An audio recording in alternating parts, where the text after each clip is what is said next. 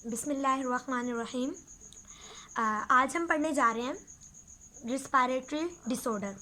Respiratory disorders में हमारे पास ये जो टॉपिक है ये हमारे पास लॉन्ग क्वेश्चन के हवाले से भी बहुत मोस्ट इम्पॉर्टेंट हो सकता है, शॉर्ट में भी बहुत इंपॉर्टेंट है। शॉर्ट में तो लगभग ज़रूर आ सकता है, उसका एक टॉपिक है वो तो आई एम श्योर कि वो ज़रूर आ सकता है। उसके बाद इससे MCQs भी आ सकती हैं क्योंकि इसमें कॉजेज़ और सिम्टम्स के बारे में भी जिक्र है। चलिए स्टार्ट करते हैं। सबसे पहले रिस्पायरेटरी डिसऑर्डर का क्या मतलब है। हमने रिस्पायरेशन पढ़ी और रिस्पायरेशन का पूरा प्रोसेस पढ़ा और रिस्पायरेशन का पूरा पाथ पढ़ा। तो उसमें दो चीज़ें थी। अगर हम रिस्पायरेशन के हवाले से देखें तो हमने कहा था रिस्पायरेटरी सिस्टम के दो पार्ट्स होते हैं, एक होता है लंग्स और दूसरा होता है हमारे पास क्या एयर के जो एयर पैसेजवेज के हवा के जाने के रास्ते। तो जब भी रिस्पायरेशन में कोई भी प्रॉब्लम आ जाए या रिस्पायरेटरी पाथ में कोई प्रॉब्लम आ जाए जिसकी वजह से रिस्पायरेशन इफेक्ट हो रही है तो उसे कहा जाता है रिस्पायरेटरी डिसऑर्डर। के रिस्पायरेटरी सिस्टम में अब क्या हो चुका है, डिसऑर्डर आ चुका है, ख़राबी आ चुकी है। तो सबसे पहले है हमारे पास ब्रोंकाइटिस। ब्रोंकाइटिस हमारे पास क्या होती है, inflammation of air passage ways के जो हवा के रास्ते हैं जो हमने पढ़े, नोस्ट्रिल के बाद हमारे पास ट्रैकिया के बाद हमारे पास क्या थी, ब्रोंकाई, ब्रोंक्यूल्स। तो हमारे पास ये पूरा जो पैसेज है यहाँ पर क्या आ जाना, इन्फ्लेमेशन, सूजन आ जाना, तो ये हमारे पास कहलाता है ब्रोंकाइटिस।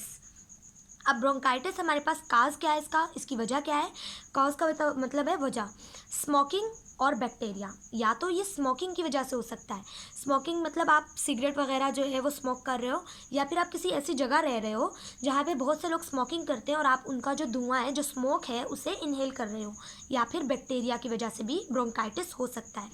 इसके सिम्टम्स क्या हैं, आपको कफ होगी, म्यूकस सिक्रीशन बढ़ जाएगी, इंक्रीज हो जाएगी।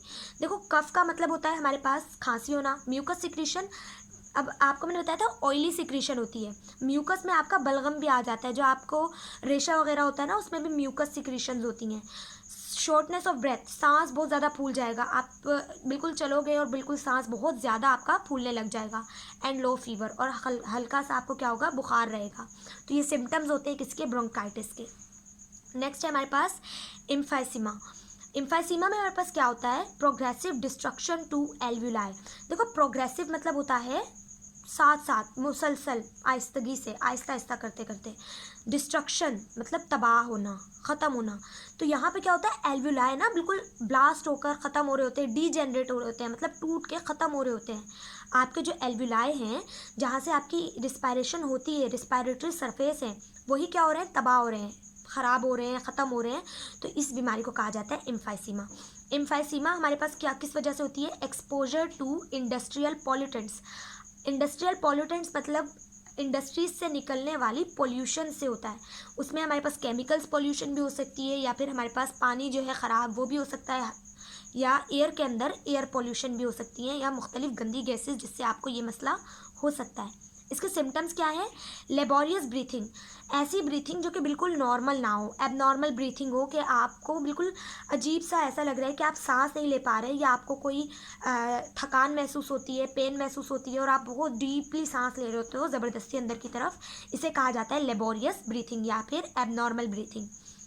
कफ विथ फैलम प्रोडक्शन, के आपको जो खांसी होगी उसके साथ आपको क्या होगा, बलगम भी प्रोड्यूस हो रही होगी। नेक्स्ट है हमारे पास नमूनिया। नमूनिया एक इन्फेक्शनियस डिसीज़ है, ये किसी इन्फेक्शन की वजह से होती है। वो इन्फेक्शन किसकी वजह से होगा, काज क्या है, या तो बैक्टीरिया या वायरस या फिर फंजाई, इन तीनों में से भी कोई सा भी एक नमूनिया काज कर सकता है। इसमें ये होता है कि एल्वुलाई फिल्ड विद फ्लूइड। अब होता क्या है, जैसे कि आपने एल्वुलाई का स्ट्रक्चर देखा था कि ये एल्वुलाई का स्ट्रक्चर है, तो इसमें इन्फेक्शन हो जाता है, इन्फेक्शन होने की वजह से इसमें पानी भी भर जाता है, इसके अंदर पीप भी बन जाती है, जिसे हम कहते हैं पस बन जाती है, जिसकी वजह से एल्वुलाई ना पानी से भर जाता है। अब जब ये पानी से भरेगा तो सिंपली यहाँ से जब ऑक्सीजन जाएगा, क्या ये वो यहाँ से ट्रांसपोर्ट हो सकेगा, क्या वो एक्सचेंज हो पाएगा, बिल्कुल भी नहीं हो पाएगा, क्योंकि जब ये पानी से भर जाएगा तो सांस लेने में बहुत मुश्किल होगी और ऑक्सीजन भी सही से डिफ्यूज़ नहीं हो पाएगा। उसके बाद क्या होता है, ब्रीथ बिकम डिफ़िकल्ट, सांस लेने में बहुत मुश्किल हो जाती है, फीवर होता है, बुखार होता है, कफ होती है, चिल मतलब सर्दी लगना, सर्दी से आप कांप रहे हैं, एंड चेस्ट पेन, और आपके सीने में भी दर्द हो सकता है। नेक्स्ट है हमारे पास asthma. Asthma inflammatory condition of airways, कि आपका जो पूरा हवा का पाथवे है वो क्या हो जाता है, सूज जाता है ऑफ लंग्स के, ठीक है। लंग्स के अंदर अब हमारे पास कौन सा पाथवे है, ब्रोंक्यूल्स हैं, ब्रोंकाई है, ब्रोंक्यूल्स हैं और फिर एल्व्यूलरी पाथवे। तो अगर उनमें सूजन हो जाती है जिसे हम क्या कहते हैं, आस्थमा कहते हैं। सिम्टम्स क्या है हमारे पास इसके, शॉर्टनेस ऑफ ब्रेथ, सांस लेने में बहुत सांस फूल रहा है आपका, चेस्ट पेन होती है, आपके सीने में दर्द होगी, फीवर होगा, वीजिंग साउंड का मतलब जब आप सांस को बाहर निकालेंगे तो आपकी सांस में एक सीटी की तरह का स्ट्रक्चर होगा अजीब सा, तो ये हमारे पास वीजिंग साउंड होता है। उसके बाद कफ, खांसी होगी, allergic response to pollen, dust और स्मोक। और आस्थमा जो होता है वो एक एलर्जी रिस्पॉन्स है कि आपकी बॉडी में जैसे ही कोई पोलन ग्रेन क्या होता है, जब पौधे के ऊपर फूल लगते हैं तो उसके जो बीज इधर उधर हवा के साथ डिफ्यूज़ हो रहे होते हैं उसे कहते हैं पोलन। डस्ट मतलब हवा में जो डस्ट है, स्मोक धुआं।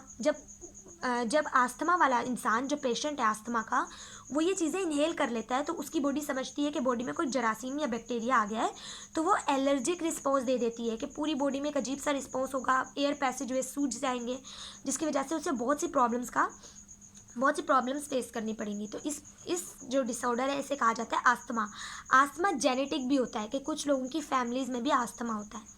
उसके बाद है lungs cancer, growth of abnormal cell in lungs, कि लंग्स के कुछ सेल्स जो कि एबनॉर्मली, असल में कैंसर क्या होता है कि कोई भी सेल है उसके अंदर का डीएनए ख़त्म हो जाए, उसकी इन्फॉर्मेशन ख़त्म हो जाए। डीएनए वो चीज़ है जो सेल को बताती है कि तुमने ये काम करना है। अगर वो ख़त्म हो जाए तो सेल को कुछ पता ही नहीं चल रहा होता कि वो क्यों बना, क्या करेगा, तो क्या होता है, वो पागलों की तरह डिवाइड होना शुरू कर देता है, जिससे वो क्या होता है, स्प्रेड करता है, किसे, कैंसर को फैला रहा होता है। तो हमारे पास ये होता है कैंसर। तो हमारे पास एबनॉर्मल ग्रोथ होती है किसकी, सेल्स की, लंग्स में, तो उसे हम कहते हैं लंग्स कैंसर। इसकी वजह क्या हो सकती है, स्मोक, वही सिगरेट का धुआं, या फिर पोल्यूशन की वजह से भी आपको क्या हो सकता है, लंग्स कैंसर हो सकता है। इसके सिम्टम्स क्या हो सकते हैं, कफ विद ब्लड, जो खांसी होगी उसके साथ आपको ब्लड भी आएगा माउथ से, शॉर्टनेस ऑफ ब्रेथ, सांस बहुत ज़्यादा फूलेगा, रिपीट लंग इन्फेक्शन, आए दिन आपको कोई ना कोई लंग्स की प्रॉब्लम, मतलब जो पेशेंट होगा उन्हें आए दिन लंग्स की क्या होती रहेगी, प्रॉब्लम होती रहेगी। वेट लॉस का मतलब वज़न एकदम कम होने लग जाएगा।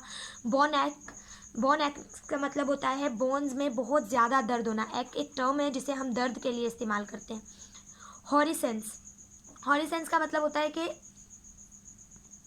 आवाज़ में तब्दीली आ जाना, कि आवाज़ बिल्कुल पतली हो जाएगी, चेंज हो जाएगी, आवाज़ की पिच चेंज हो जाएगी, वीकनेस हो जाएगी या फटीक हो जाएगा। फटीक मीन हर वक्त थकावट, ठीक है। ये क्वेश्चन ज़रूर प्रिपेयर करिएगा, एग्जाम पॉइंट ऑफ व्यू से ये मोस्ट इंपॉर्टेंट क्वेश्चन है।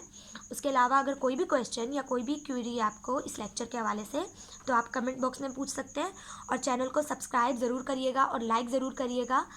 और मज़ीद अगर आपको कोई भी टॉपिक समझना है या किसी भी टॉपिक में प्रॉब्लम है तो आप पूछ सकते हैं। Thank you so much.